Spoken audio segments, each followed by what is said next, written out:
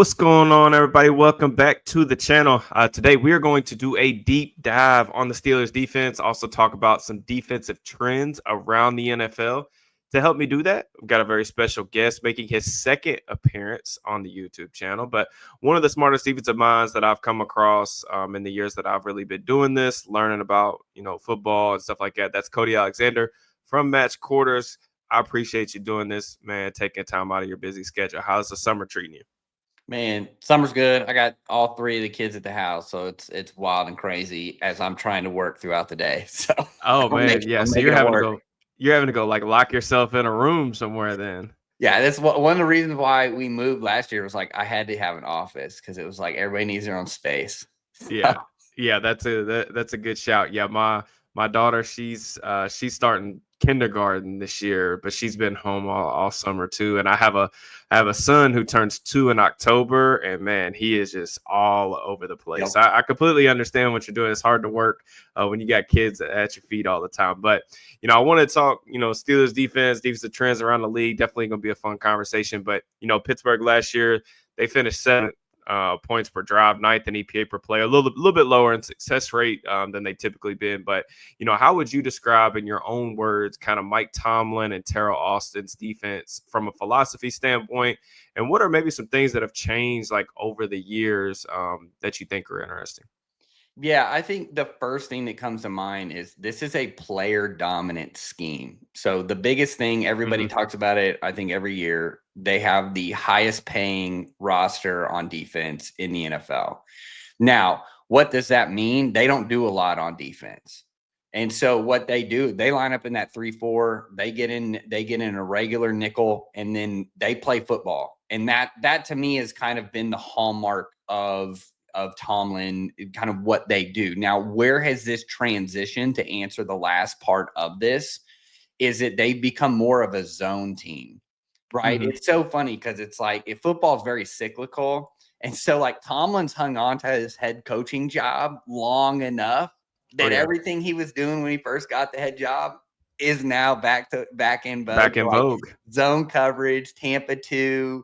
For a while there with Keith Butler, they were basically running that dog one, right? Your 5-man rush, cover one behind, match up everywhere. They've had to adjust. That has been really the adjustment because if you look at it, they're always at the bottom of coverage disguise. They're not disguising any coverages. They're always at the bottom of third down blitz rates. They're not blitzing on a typical down that you normally think would. What they're doing, though, is making small tweaks, but this is a player dominant scheme. It's simple, but not simplistic, right? Like it's not just where uh, they have enough answers to give offenses problems, but that's really where we are. Where this is a 3-4 defense that runs cover 3. Yep, and I wanted to talk about like some of like the cover three usage too. It seems like the Steelers, like their blitz rate is up a little bit more like on early downs. And I think that some of that can be, understood by them trying to create negative plays. I know that's a big thing on defense right now, like trying to keep the ball in front of you, but also create negative plays on early downs to try to get teams away from having the ability to like play action. You attack your linebackers in an intermediate area of the field. But when you think of like a cover three defense, I think they were top three in cover three usage last year. I mean, they're not up there with the Gus Bradleys of the world, but they're No, they're still no, it's they're not a Gus still up there Bradley a lot. defense. Yeah, they're still pretty high up there. I think around like 40%. But when you talk about being a cover three dominant scheme, still the most popular coverage around the NFL. Yes. But like, what's the number one thing that you need beyond the, I guess, the 4-man pass rush element that everybody talks about that you need to go win a championship? Yeah, you need guys that can basically match. I mean, this is not necessarily a spot drop. This is Hmm. more or less like a match version of this. So you're it's kind of a zone match, meaning that we're going to match guys, we're going to cover guys, not grass.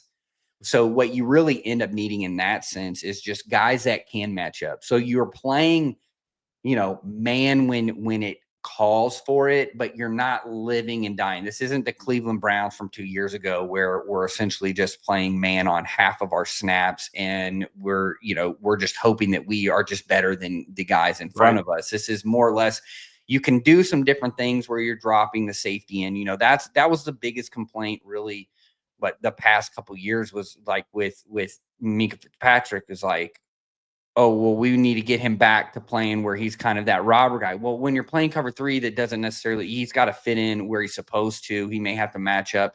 He's doing that. So, to me, that's kind of where you have that sense of where it's like, we're a cover three base. We're going to put guys where we need them to match up formationally, but we're not just going to run country cover three. And I think Mhm. that's kind of where that evolution has really become prevalent for the Steelers. Yeah, and I talked about this too. I wrote about this last week, actually, about the Minka Fitzpatrick trade, which we want to get into to talk about the Jalen Ramsey part of this, but how he fits into the equation. But with Minka, like on early downs, like he's pretty much like playing in the post. You know what I'm saying? So he is like off the broadcast screen, and that's been a heavy complaint. We Right. talk about some more of those things with Steelers fans. Like, where is he? He's not around. Well, some of the things that they would do, like on third down, is really when they started like getting creative with him. Other than Yes. that, Yes. first, second down, you knew where to find him. He was in the post.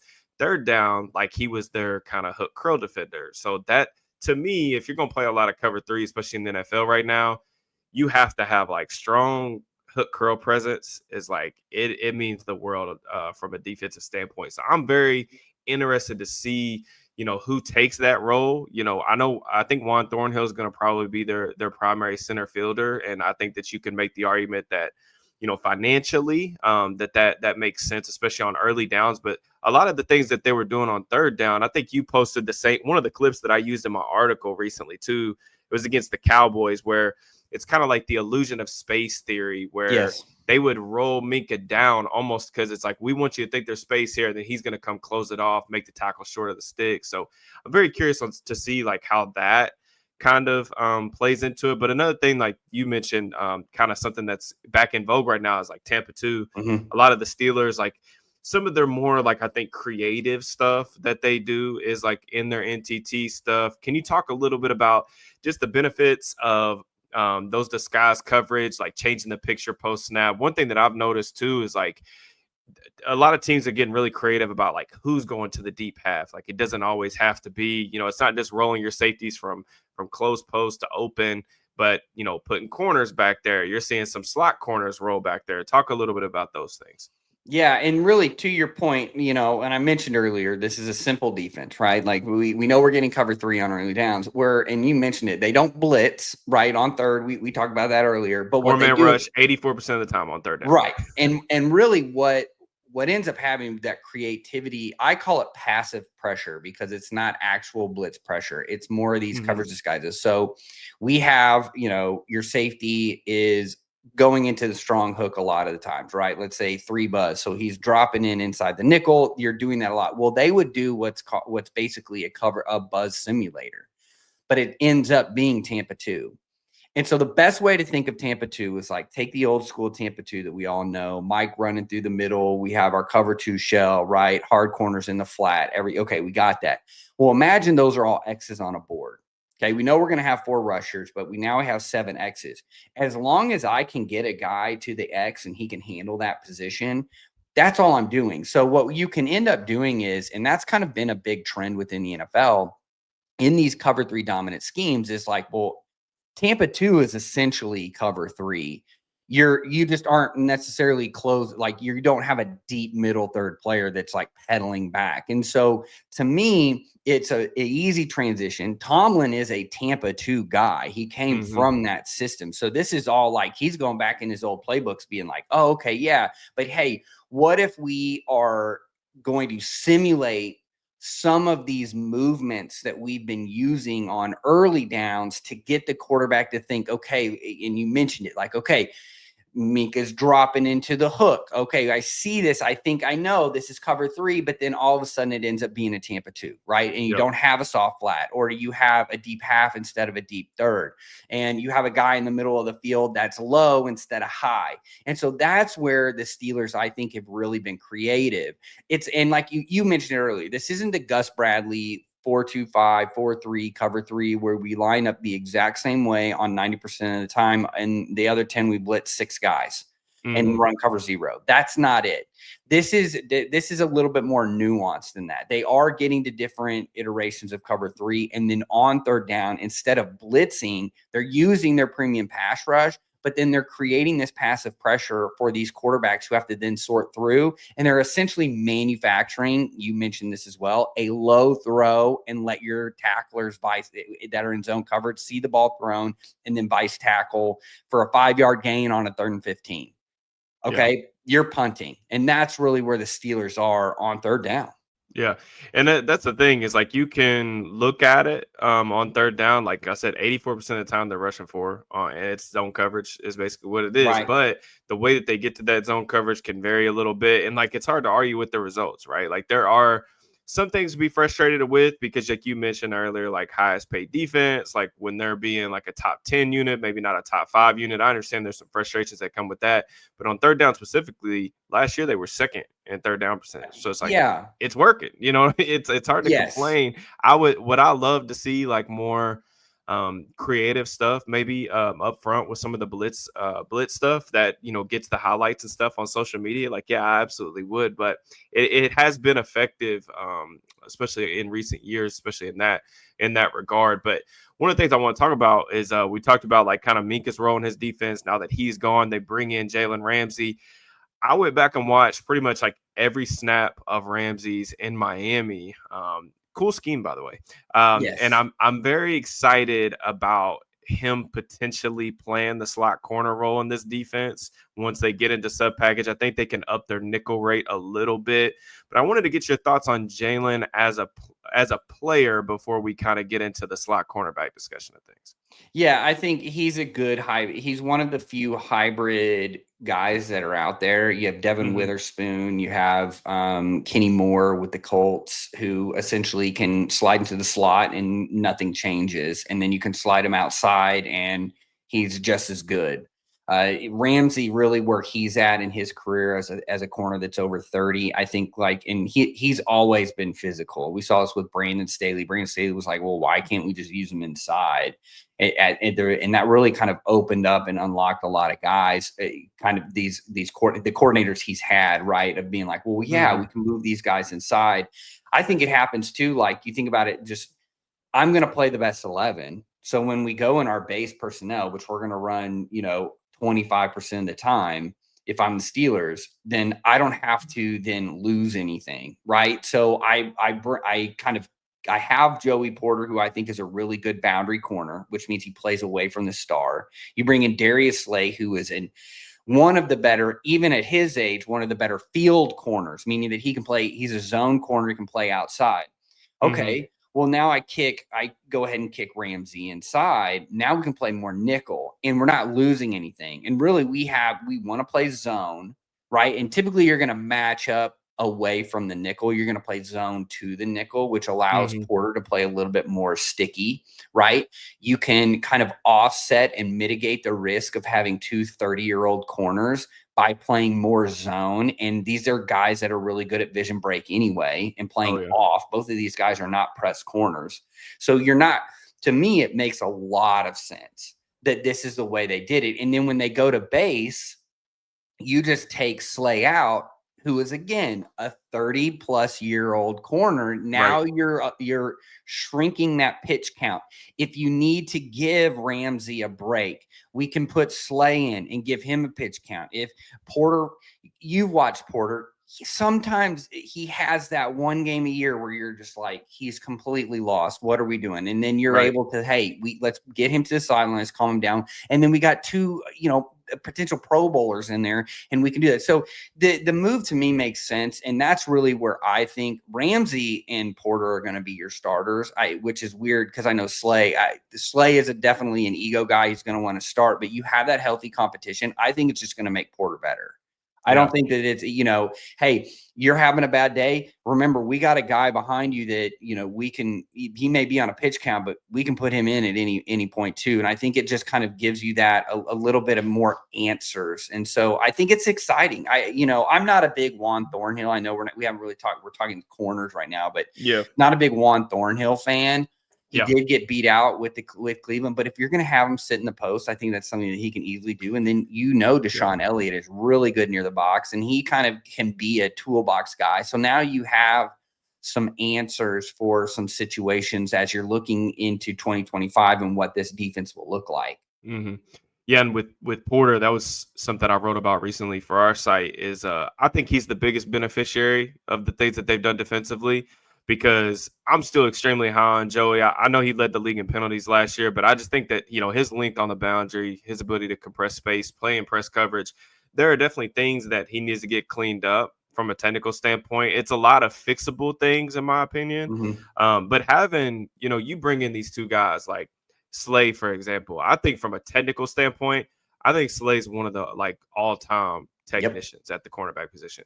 Like the ability to pedal, you mentioned like break with vision, and then you're bringing in Ramsey, who maybe earlier in his career was more of a guy that played near the line of scrimmage, but like physical, like one of the most physical defensive backs of this era. And then I think one area that he's really going to help is Ramsey's ability to play the run. A lot of teams, going to a lot more screens, getting the ball on the perimeter, blockers in front. Like Ramsey's one of those guys, like he takes on blockers like a dang linebacker. So I just think that there are so many like good tidbits I think that those guys can share with a young guy like this. I mean, it's a great situation for a young player like Porter. But I just, like you mentioned, some of the other like nickel or star defenders around the league. You mentioned Devin Witherspoon. I think of like Brian Branch. I know he played a little bit more Yes. safety last year too. He's another guy with Detroit.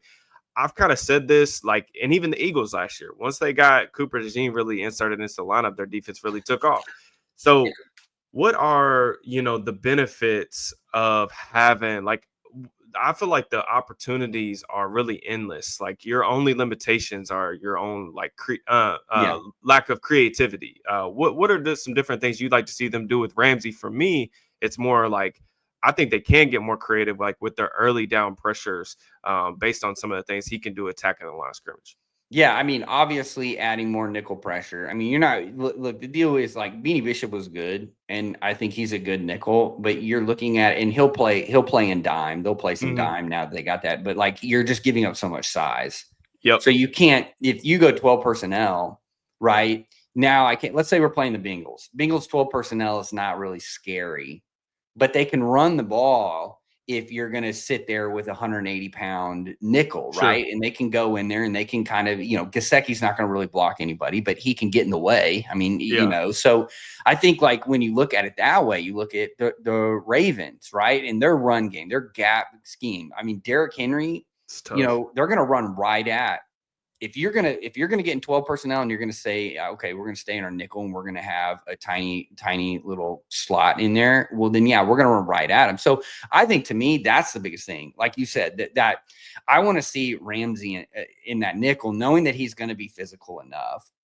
We have answers for, hey, we just went through a really physical drive, man. Hey, just take a couple plays off. We got you, Hmm. right? And having the ability to do that instead of him just having to, okay, kick back outside. Now you're going to play over 1,000 snaps this year. We don't necessarily have to do that. You can keep these guys on pitch guys. I think too, one of the things he has a little bit of like a Patrick Peterson vibe to me, of where I think you could slide him back at safety and he'd be just fine, like a Yep. Charles For sure. Woodson. Hey, later in your career, you may have lost a step, but dude, you're so good at read and react and understanding what's going on. I always go back to that year that they did Hard Knocks with the Rams, and he was there and talking with those young DBs, like even young in his career, talking to those DBs about, hey, where your eyes should be, how to feel a receiver. Like I always go back to that. And that's why I've always been impressed with Ramsey, just because he is kind of like, every time I've heard about him talk football, Oh, like he's he's so very smart. cerebral.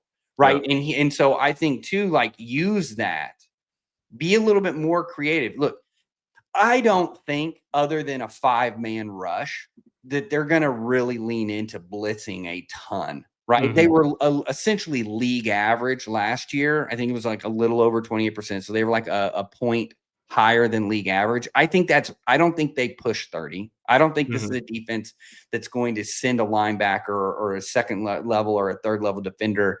I don't think Dick LeBeau's coming back, right? You know what I mean? Like, I don't think we're going to get a bunch of crazy fire zones and all that stuff. I think what you do then is say, hey, we can use him as almost a leveraging tool. We can use him in the blitz game. We can drop him back into safety on like a second and 7, second and 10, when we think we might get some sort of maybe an RPO read or a play action pass. we can then, hey, teams think we're just running cover 3 all the time. Maybe we can get into some of these Tampa looks. I think too, Hmm. one of the things that they've done that I don't think a lot of people are talking about, I've talked about it the past couple of years, is that they are running more quarters. It's not anything to shake a stick at, right? They're not going to be a top 10 quarters usage team, but it is something that a lot of NFL defenses are starting to realize we probably need to run some quarters against these condensed sets. We're getting a lot of these wave and cross country passing concepts out of play action. It may be more beneficial for us to play some quarters. Well, I think now with what you have here, you can play some more quarters if you need to. You have more answers in the coverage ability. And look, when it's third and medium and you need to lock it up, you can do that now. And so Yeah. I think that you can bring, I think to me, you use him as a leveraging tool and a matchup tool, and you can move some guys around. Yeah, the quarters thing is really interesting because, like you mentioned, like Peterson, his last year before coming to Pittsburgh, he played with the Vikings, and they ran a lot of quarters. And then the guys that they brought in recently, obviously Slays from the Fangio world, which is still heavy cover 3, but it's a quarter shell, Right. And then even Ramsey, he has that experience. He played under Fangio, but he also played under Staley, so there's definitely some familiarity there. And then, like, I like what you mentioned with the size thing because it plays both ways because you have a guy that can take on blocks in the run game. He's like one of the best like force players that I've ever seen at the cornerback position. But also with the way that NFL offenses are attacking teams through the passing game, you mentioned the Bengals. Well, who's in the slot half the time these days when the Bengals are trying to throw the ball? It's Jamar Chase. Right. So it's like Yes. having a nickel defender. I think we used to think about these guys, oh, they could just be small because you used to be able to just get all these like small guys. And now the lines are blurred between, are you condensed? Are you an outside receiver? Are you in the slot? And they're moving their best receivers around the formation. Well, if you're a predominantly a zone team and you're not going to move your best corner into the slot, then that's how teams are dictate matchups. With Ramsey, his length and ability to cover different body types, some of those bigger guys, some of those number one wide receivers in the slot, I just think that that's going to make them a lot more flexible. So I'm open to the idea that they'll actually end up being a more flexible and a more like dangerous defense with Ramsey instead of Fitzpatrick. But, even though I definitely will miss seeing Mika play in here. But one random thing that I kind of wanted to talk to you about, the Steelers have seen a ton of empty the past couple of years. You talk about some of like the quarter stuff and being able to, match up with some things that offenses are doing more around the NFL. But it's more dropbacks than really anyone else. They were better at defending it last year, but I have a couple of theories on why that is. But what do you think makes defending empty formations like challenging, like in the NFL game right now? Well, it's matchup. They're trying to get a matchup, and when you're in a Hmm. zone defense, they're going to find your linebacker in there. That's why I think like the progression of Peyton Wilson has to Huge, be yeah. really, really important this year because that guy's a freak. Oh yeah, I mean, he can really, fly. and that's the thing is essentially you have a safety at linebacker is really what you're looking at in terms of like, can somebody run vertically with a tight end? That guy can. I mean, there's a couple of plays when I was watching some of them where he would just be, it was just like, there's no chance. And he like center fields that thing Oh yeah. and goes up and gets it. Like he was robbing a home run a few times. And I think to me, that's why you see it a lot. And especially against a team like the Steelers that are going to have like probably a very simple empty check. Like you kind of have an idea of what the coverage is. Hmm. They don't really have quarters answers. So you're not going to get true split field coverages. You're going to get some sort of a cover 3 or a Tampa. And then now the offense can dictate that.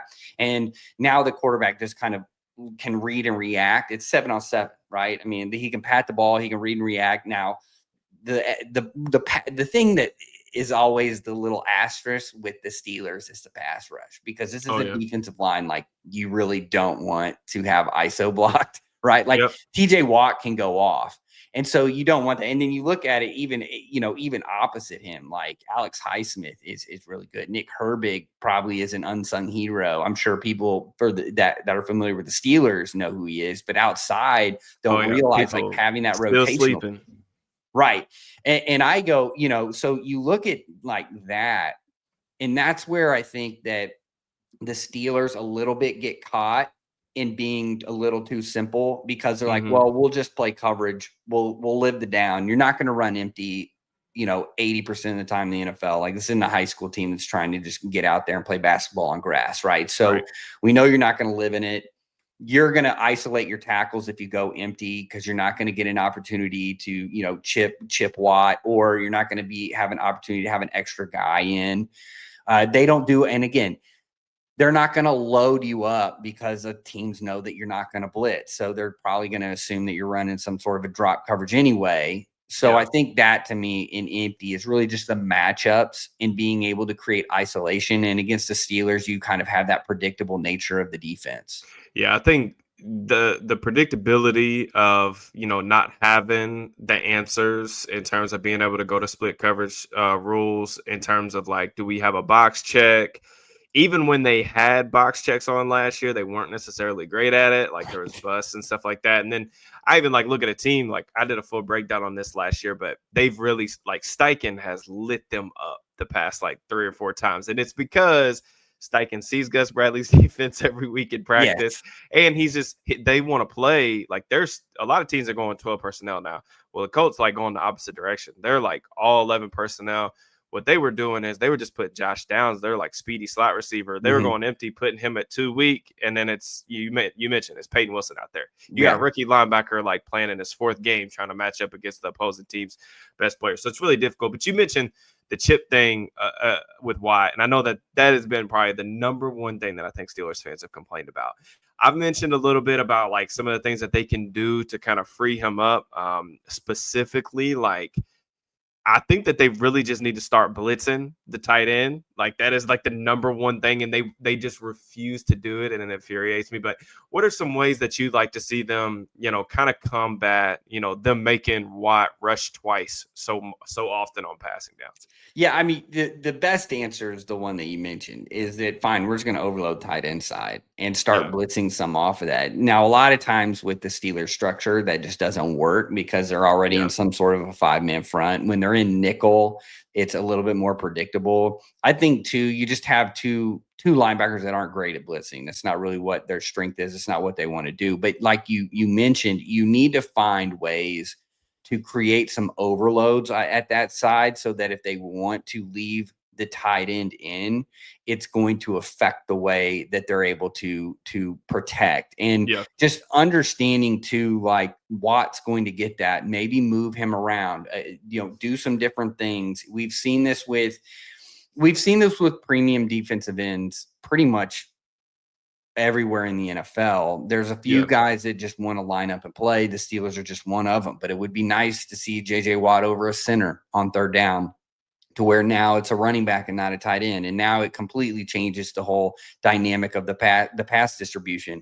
So I think, to me, using him as more of a joker on 3rd downs, of moving him around, kind of what the Cowboys have done with Quinn and Zimmer with Micah Parsons, of just kind of, hey, you don't really know where he's going to be. Yeah, he's going to rush. I mean, everybody knows Micah's not playing coverage, but we're going to move him around. I think too, using him as a decoy, you don't want to look. It's the whole adage of like with Fangio and Von Miller. Like, you don't want to drop Von Miller when in his prime into coverage, 300 times a year.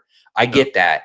But if you're getting a team and they're chipping, you're super chippy, right? Like everything is chippy. This is their game plan. Okay, now we can use maybe some simulated pressures, meaning that we're gonna blitz, but we're still gonna run 4, and we're just gonna go the opposite direction. So you're gonna load that coverage side up to Watt, but then we're gonna go the opposite direction. And I think that is a really easy way that they can do that. They're already set up for it in a 3-4. Like 3-4s are super easy to just get some of this stuff. But I think adding that to the nickel package can also, be a big thing. Last year they were 22% simulated pressure rate. If you could get that up a little bit more and kind of use him as a decoy, then I think that it would alleviate some of those issues. Yeah, I mean, I think that they have answers at their disposal. I just think that the one of the complaints that I actually do agree with Steelers fans is like, it's almost like they've become a little too complacent, in my opinion, with like saying, "Oh, well, we're taking a guy out of the pass structure, we're taking a receiver out of the equation. Right. He's taking 2 guys. Let's go play 10 on 9." And it's like, well, sometimes that's going to happen just by default. Like you mentioned, like he's one of the best players in the NFL, so they're going to get a lot of attention. but you shouldn't allow teams to take away your best player like that easily. You know what I'm saying? Like other teams, we saw it last year, especially like down the stretch. They're willing to make that sacrifice because they just think that their other guys are better than the Steelers' other guys. Right. So you have to have some answers, whether it's like more stunts, more sims, like you said, blitz in the tight end. I think his willingness to move around and play a little bit different ball too, like playing maybe a little bit more in the B gap, not being as predictable of like just solely a high side ghost move rusher. It's going to play a huge part. And I think I'm very interested to see what happens this year with him. I expect the contract thing to get figured out. And like, I'm just excited to see like what his development, what he looks like as a player. But just a couple more, two more questions for you. And I got to let you get out of here. But when you're, studying defenses around the league, what maybe a unit or two that's kind of stood out to you, and then what are some of the trends that you think are at least here to stay? You mentioned the cyclical nature of football, but the hot quarter stuff, like, do you think that this stuff is here to stay, and why? Yeah, I just, in terms of a defense that's proven that they can have a lot of talent, not do a lot on defense, but still be very, very successful, is the Texans. Now, that's a 4-down wide 9 version, but if Yeah, you're going to play a lot more nickel and I'm the Steelers, I'm watching what the Texans are trying to do, because Petrie. they look very, very similar to what the Steelers will probably look like. Now, they can play a little bit more man coverage. But to me, that's one. I think what basically the Ravens 2.0 system. So Seattle, Baltimore, Chargers. You mentioned the Dolphins. I think they just had some issues last year, at which now 2 years in a row with just personnel. But they, you said that you mentioned that's a really interesting scheme. I think, to me, those guys are a little ahead of trend, along with the Fangio guys. Everybody thought the Fangio system was essentially dead, and then Fangio runs it back. Now, the one thing I Oh do yeah. think with what are some trends that I think people are going to pick up? We mentioned it earlier. I think quarters didn't really disappear. It got absorbed by the cover 6, which is essentially like, if you are familiar with football, cover 6 is essentially quarter, half coverage, the old school quarters on one side, cover 2 on the other. But what Fangio has been able to do is rotate it. So he can set the cover 2 side wherever he wants, depending on where a star player is or the formation. So it's not that quarters, because we peaked out at quarters, I think, in 2023. And it's not that it's disappeared. It's just that more teams have kind of caught up with the Fangio structure and are now doing what I call essentially rotational coverage, right? Or what I call targeted coverage, because it's split field, but you're targeting it. I Yep. think that that's not going anywhere. 5-man pressures with quarters behind it is, and I'm not even talking like the Chiefs tango pressures that Spagnuolo, where they're blitzing 5 guys, they're playing quarters behind it. I'm talking like just straight up getting in base, having a 5-man rush, but then playing quarters behind it. You essentially lose your third man. Well, if the running back or a tight end is going to stay in, the math doesn't change for me. That was a big thing. I was talking to Brett Coleman, who does Bootleg Podcasts and All 32 on YouTube.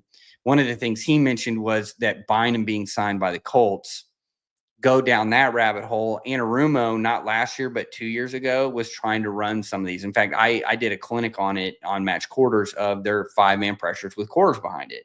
Well, it didn't necessarily work out. He didn't have the right deal, probably reverse engineered it, couldn't figure it out. You get a guy that's coming from the Vikings that has been running these really, really well. Flores reverse engineered the tango stuff from the Chiefs and did an excellent job. And then with his time with the Steelers and bringing, you mentioned it, the hot quarters, hot blitzes, these are all things that the hot pressures in particular, which is 2 underneath, 3 over, that's an easy add to this defense, right? And you got the guy working in the building. So it's not like Tomlin can't just go over to Narduzzi and be like, hey, man, can you clinic me for like an hour here on this hot pressure stuff? Yeah. Like, just walk me through this. So, I mean, that's how Flores learned it. Flores learned it in his off time. I mean, he's talked about this multiple times. He learned this in off time. I think it's one of the most unique setups in all of football. Yeah. Is to have Tomlin and Narduzzi literally working in the same spot. So I think that those are some things. Speaking of the Vikings, Buccaneers, and Broncos, if there's one thing that you can take away from that, is that blitzing on early downs, I don't think is going to go away. Now, Oh the yeah, I think that too. Buccaneers They too. struggled last year at linebacker, which is not an issue, I don't think, for the Steelers. But being able to go back and look at some of these 5-man pressures on early downs, running your fire zones, running your quarters looks, you're doing some different things. I think though that to me is going to flip the script. If you're going to run play action pass, right? If first down is a truly 50-50 down. We're either getting a run or a play action. We're not getting a lot of drop back on first down. And I'm talking in traditional sense, like early in the game, Yeah, game game is, script. you know, game is close, right? So the game script, normal game script, I think you're going to see more teams try and blitz and then do what the Steelers are trying to do on later downs, which is simulated pressure with some sort of coverage disguise or 4-man rush with some sort of coverage disguise to get you to throw the ball low in the zone.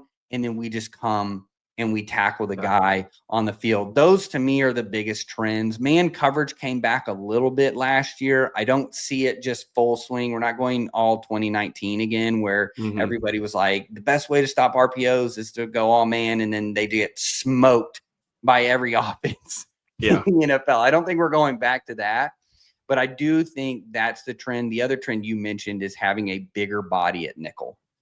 I don't think there's a third safety. You look at this room, I don't think there's a third safety. So, and why would you take Ramsey out? Ramsey's a Mm-hmm. 200 plus corner. Put him at nickel. So I think that's another thing. More dime. I think one thing that I would like to see from the Steelers is more 5-man fronts, but run some penny where we've Yeah. got a 5-man front, maybe Queen in the middle, and then kind of using those 5 DBs that you got to kind of create some different issues. Deshaun Elliott can go in and play that Josh Metellus role for the Vikings and play that pseudo linebacker type. So I think those would be things that I would like to see, and then those are also the trends that you're seeing around the NFL. Yeah. All right, man. That's great insight. Before I get you out of here, I got to get some expectations from you. When you look at the Steelers roster, what are you looking for this year from them? Is this a top 10 defense? Is this a top 5 defense? What are you expecting, or maybe what's one thing that you're looking forward to seeing in 2025 from them? The only main concern I have is just the Juan Thornhill. I told you this before. You kind of robbed Peter to pay Paul Mm-hmm. with the trade for Jalen Ramsey. You just created one more issue. But if you're saying, hey, look, man, we just need you to play the post, and that's it, I think you're Mm-hmm.